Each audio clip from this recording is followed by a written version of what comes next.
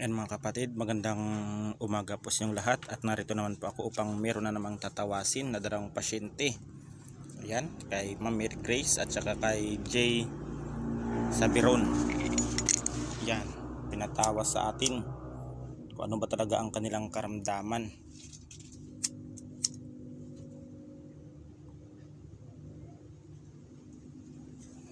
Ayan.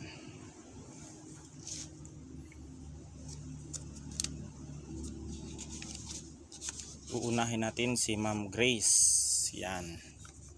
Unahin natin at pinatawas ito ng kanyang pamilya dahil nag-iiba daw ang ugali at laging galit itong bata na ito. Yan. Titignan natin sa pinagtawasan kung may gawa ba ng espiritual o physical. Per benditionem in nomine Patri et Spiritus Sancti sa kapangyarihan. So, sino man ang gumagambala ay pinanganak no, ipakita sa akin kung sino man ang gumagambala ng mga masasamang espiritu o kung namang uri ng mga nilalang na gumagawa ng kasama. Titignan natin mga kapatid kung ano ba talaga ang gumagambala kay Ma'am Mary Grace.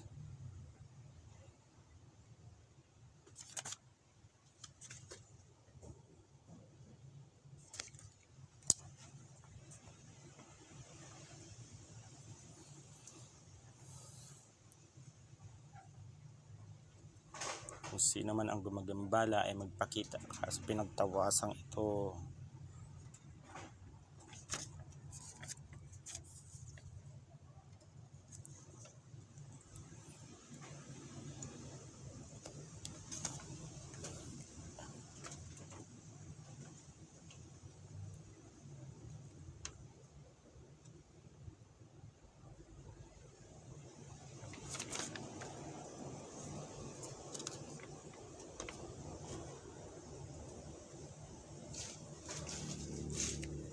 Elemento ito.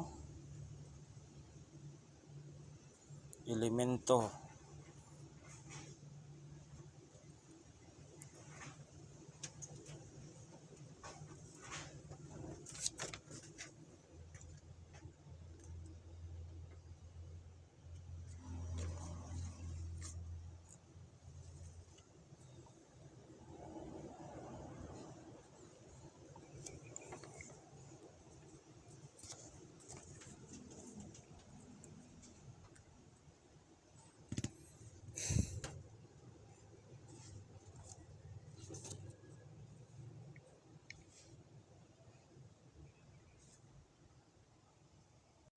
Ayan mga kapatid, titignan natin ang pinagtawasan ni Ma'am Mary Grace dito. Titignan natin.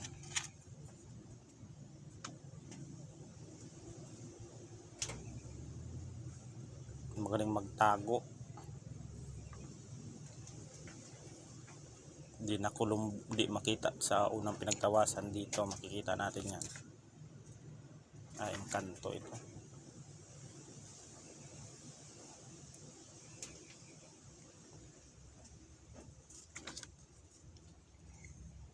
Engkanto ito mga kapatid, itong gumagambala. Ayan yung hood, yan yung mukha, ayan yung bunganga, yan yung ilong.